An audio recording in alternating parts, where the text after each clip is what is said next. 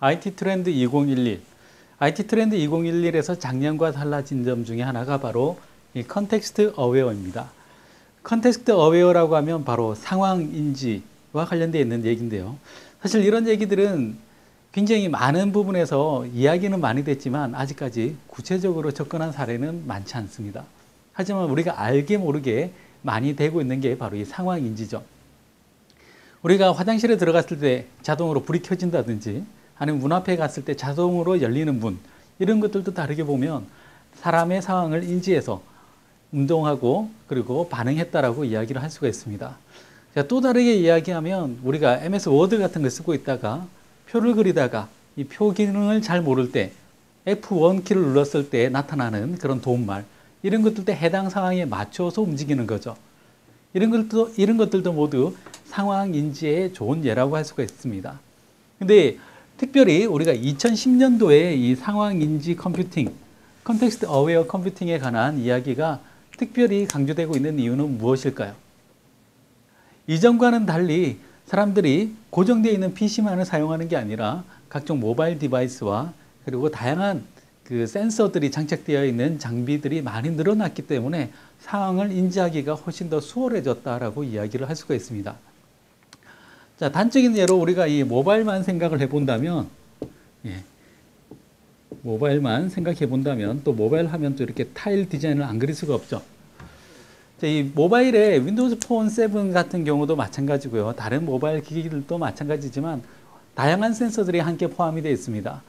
뭐 G 센서라든지 아니면 자이로스코프 센서가 포함되어 있는 경우들도 있고요. 기본적으로 GPS가 포함되어 있는 경우들도 있습니다.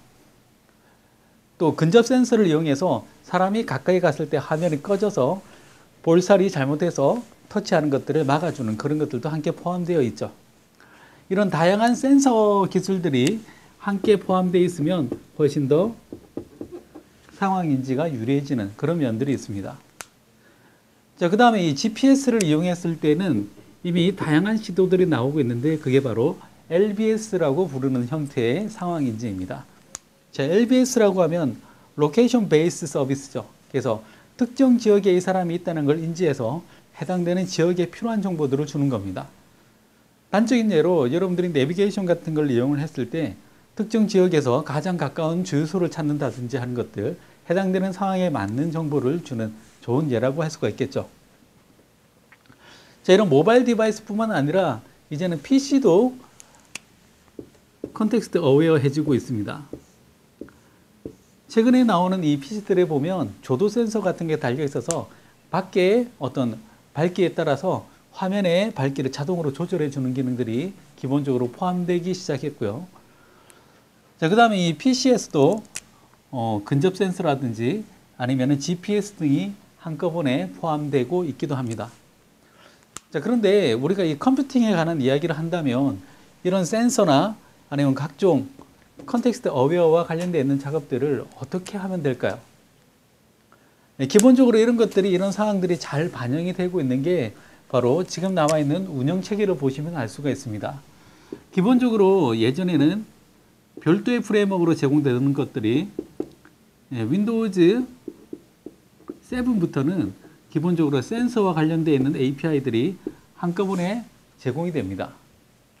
자, 이건 단순히 디바이스 드라이브를 제공한다는 그런 의미가 아니라요. 센서와 관련되어 있는 API에 대한 집합이 기본적으로 제공이 된다는 거죠. 그래서 여기에 맞는 디바이스 드라이버들을 이용을 해서 이 API 위에 여러분들이 어떤 애플리케이션을 이렇게 구축을 한다면 디바이스 드라이버가 바뀐다고 하더라도 동일한 형태의 컨텍스트 어웨어 애플리케이션을 만들 수가 있게 된다는 거죠. 자, 이건 OS에 관련되어 있는 이야기이고요.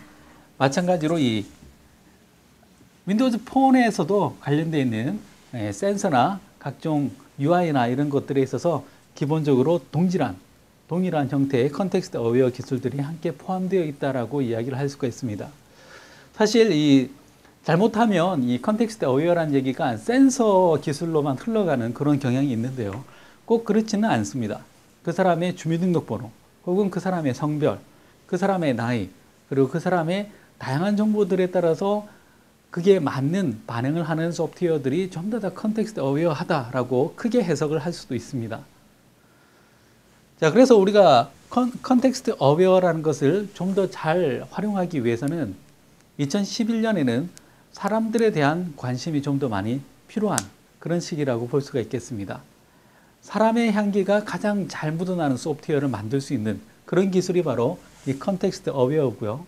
이 컨텍스트 어웨어가 단순히 어떤 소프트웨어 기술이라기보다는 요즘에 가장 또 흔하게 나오는 말 중에 하나인 이 유비쿼터스 세상이라고 이야기를 하죠. 컨텍스트 어웨어 기술과 유비쿼터스 기술이 묶여 있을 때 이 사람을 항상 옆에서 보좌해주고 옆에서 친구와 같은 그런 소프트웨어 기술이 완성될 거라고 생각을 합니다. 이 컨텍스트 어웨어와 관련되어 있는 다양한 자료들이 나와 있는데요. 그건 필요할 때 여러분들이 한번 검색을 해보시면 쉽게 찾으실 수가 있을 거고요. 국내에서도 앱두리 같은 데서 정리해 놓은 자료들이 있으니까 그걸 한번 보시기 바랍니다. 자, 컨텍스트 어웨어 2011년에 한번 깊게 들여다보시기 바랍니다. 감사합니다.